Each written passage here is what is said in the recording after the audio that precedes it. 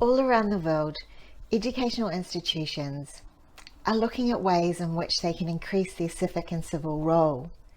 They're trying to embed engaged activities into the heart of the organisation. Well, that's been the objective for some time now. So why is it, despite all the success and all the numerous examples that various universities can point to, the service learning, the engaged research, the sheer dedication of the staff that are involved in working in this area, and alongside increasing levels of market demand for this type of educational activities. Yet, few universities have actually been able to make this the norm, and it's proving a lot harder to do in practice than it is in theory. Hi, my name's Anne, and in this presentation I want to slightly change the perspective on this discussion. My background's in business change and transformation, and I'd like to look at what could be one of the key impediments that prevents the normalization of engaged teaching and learning and research in universities. To do that, I want to apply very loosely, in the time allowed, key concepts from systems thinking and look at that in regards to three models that were developed and implemented that I happen to be involved in the University of Limerick here in Ireland. Now, before I get into discussion of the models at the University of Limerick and what we discovered through that, I want to briefly talk about what I would term the magic of more. Now, magic of more is quite a common phenomenon, and this is when an organisation, and I'm using the term organisation and institution interchangeably throughout this presentation. The magic of more happens when something is trialled in a very limited form. There's a pilot, or there's some kind of test of something, and it turns out that it's really successful. But more than that, the executive and the senior management leadership of an organisation determine it's of value to the organisation, and they want more. And they'd like it straight away if possible. Now, sometimes this can happen even before those who are involved in the work have concluded that it's successful. So immediately, because it's of value to the organisation, it will start to appear in all kinds of strategic high-level documentation. It might appear in vision statements. It's very often in strategic documents, in the business planning, and those types of high-level documentation that kind of set out the direction and that this is important to us, and by that we can confer that it's of value to the organisation. It's as if by saying abracadabra, there will be more of it. I'd like more, please. Now, the unintended burden of this is that those that are already partaking in the activity, even if it's in a very small way, this increases the burden on them to somehow do more, make more.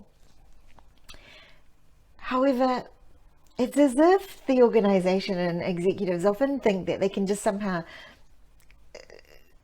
will this into being because they've decided that it's of value, without actually thinking about how to achieve this. And when I look at organizations, and then let's talk directly about universities who are expressing within their strategic documentation that they want larger civic roles, well, they have to be able to have a better understanding of how to achieve this than simply just saying that is what we want to do. And when you start to look at any other documentation available, there's often very limited in terms of how this is actually going to be actioned within the organization. Often almost nothing in terms of how long and what type of time frames are involved, what type of costs might be incurred. And if there is planning around different types of engaged activities, there isn't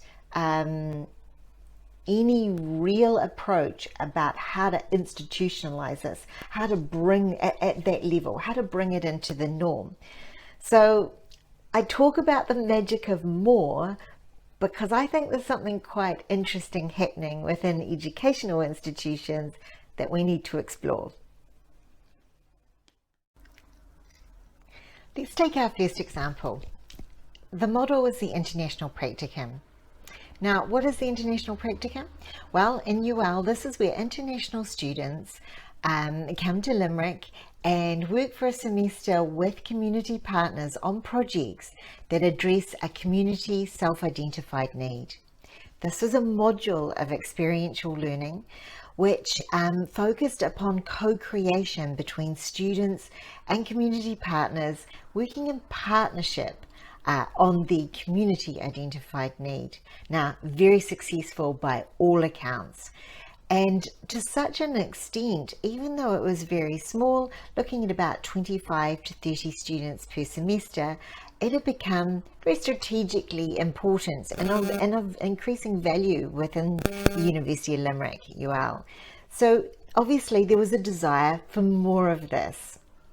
Now, keeping in mind this model is very much concentrated, and a lot of the conversations around it was around the engaged learning component, so the content of the module itself, and also its relationship with the local community, so the partnership element, so content and partnership. Now, I may actually refer to this as the delivery relationship that was very crucial to this model.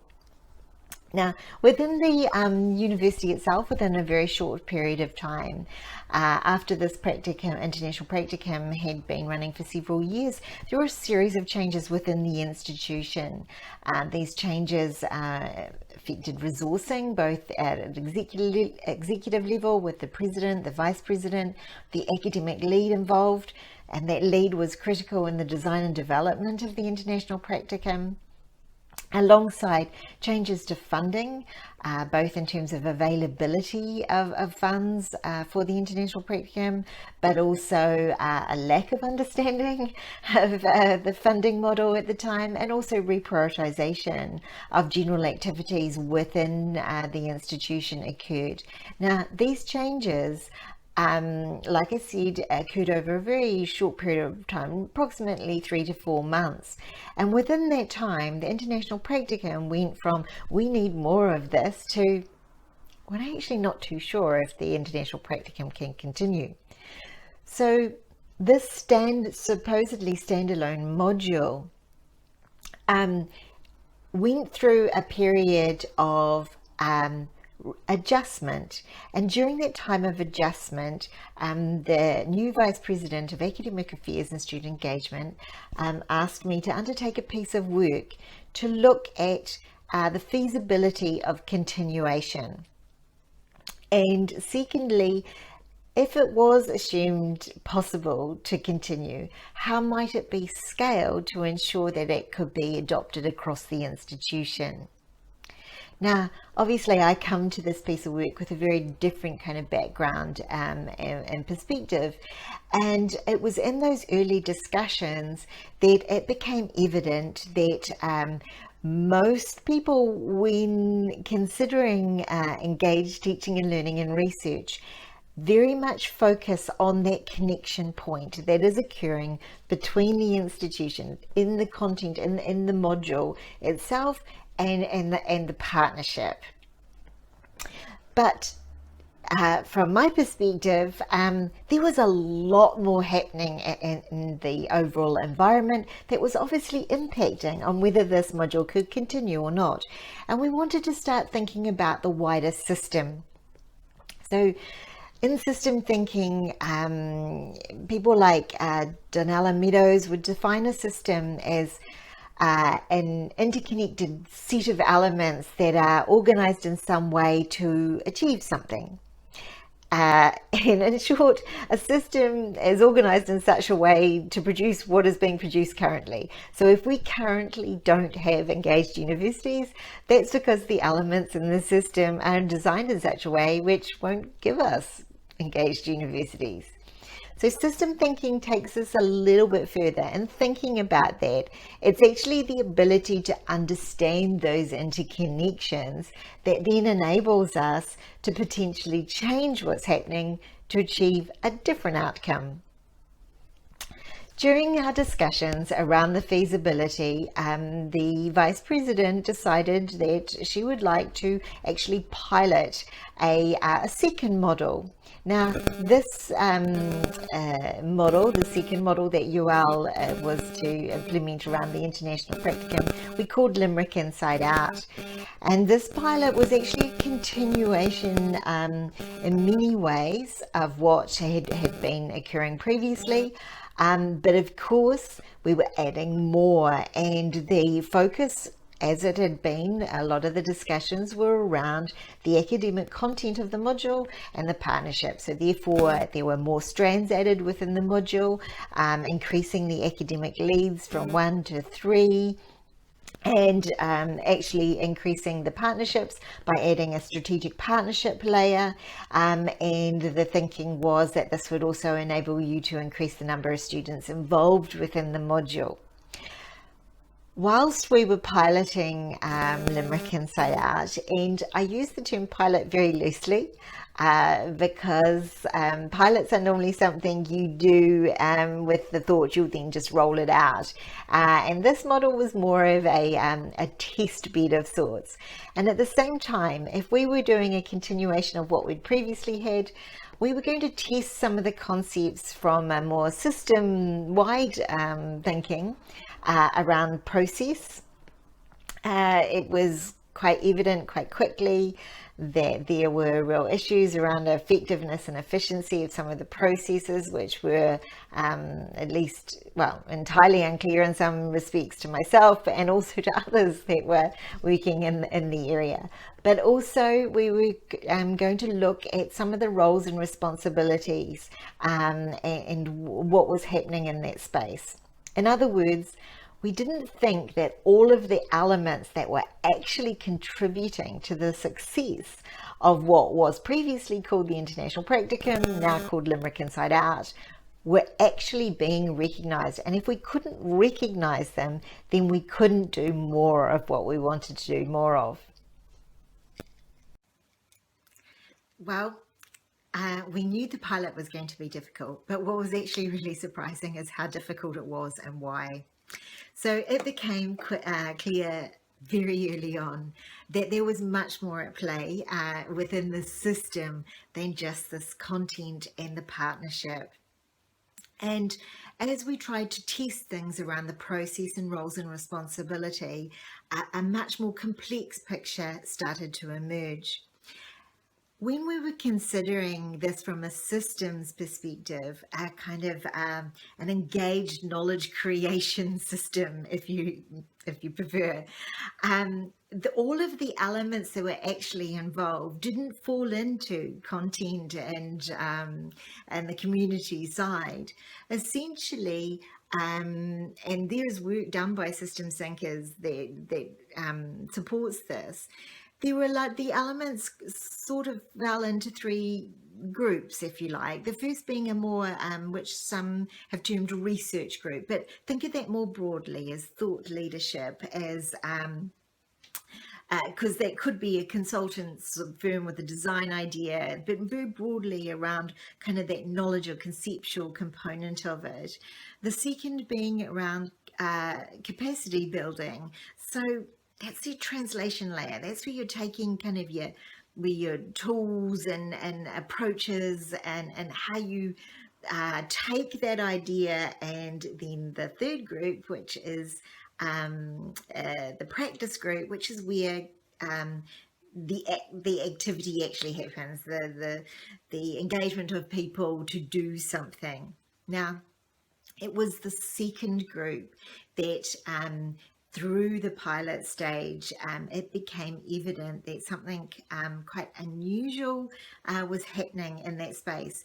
And it also occurred to us that this may be quite common with engaged teaching and learning and research, because